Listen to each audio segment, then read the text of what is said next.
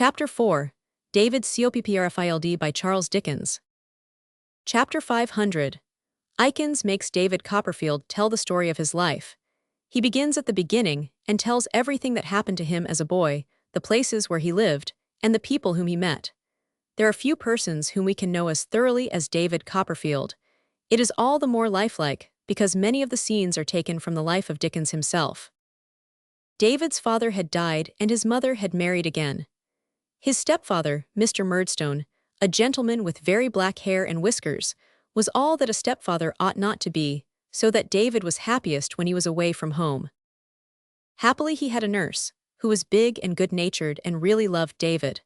Her name was Clara Peggotty, but they always called her Peggotty. Her home was in a town by the sea.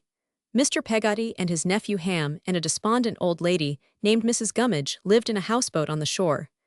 David was about 7 years old when he went with Clara on a carrier's cart to visit the Peggottys. Ham met them as they got off the cart.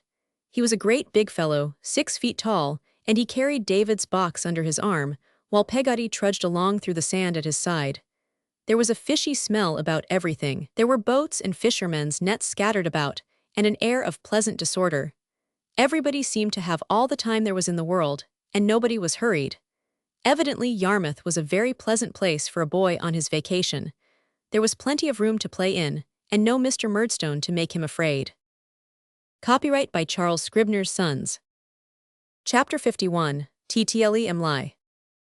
Yon's our house, Master Davy, said Ham. David looked out and saw a barge high and dry on the beach, with a snug little house built upon it. There was a stovepipe out of which the smoke was coming.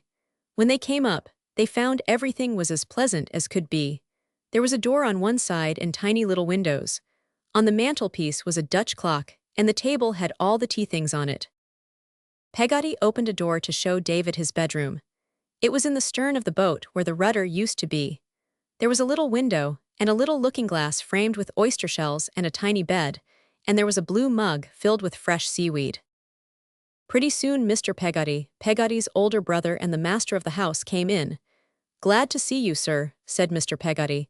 "How's your ma? Did you leave her pretty jolly?"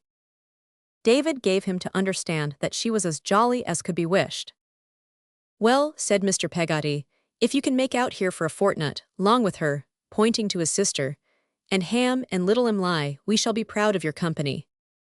When I spoke of the people who lived on the old boat, I had forgotten to mention little Emily, who turned out to be the most important member of the family in David's eyes. She was a very pretty little girl, who wore a necklace of blue beads, and thought that she would like to be a lady and marry a prince, or even an earl. "If I was ever a lady," said Emily, "I'd give Uncle Dan," that was Mr.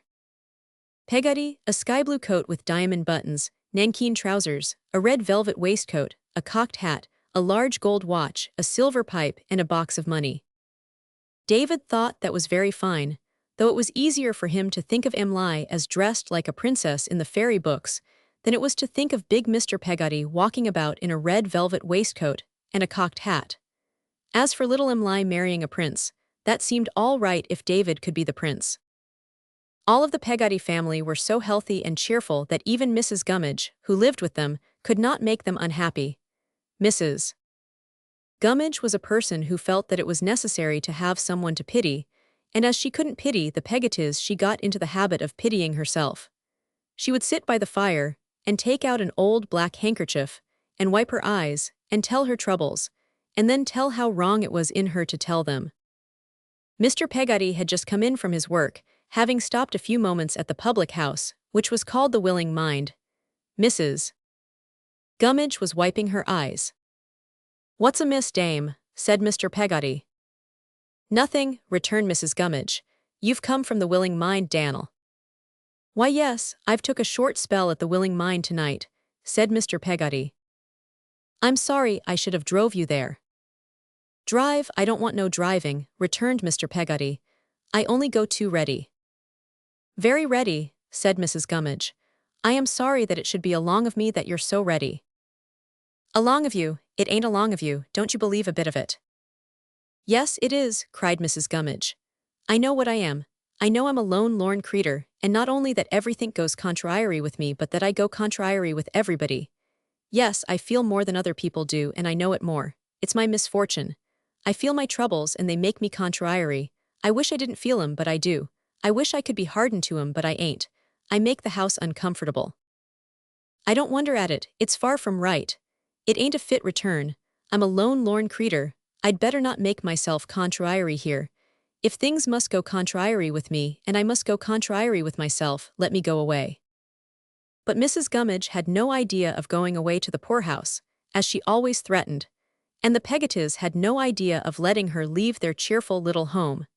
It was Mrs. Gummidge's way of carrying on conversation, and they had got used to it. The delightful visit to Yarmouth came to an end, and after a time Mr. Murdstone sent David to a school near London. We can see the shy little boy starting off for his first journey alone in the big world. The first part of the journey was easy, because it was in a carrier's cart, and the driver was a nice Mr. Barkis, who was in love with Peggotty and liked to talk about her in a very mysterious way, and gave David a message to her, saying that Barkis is willin'.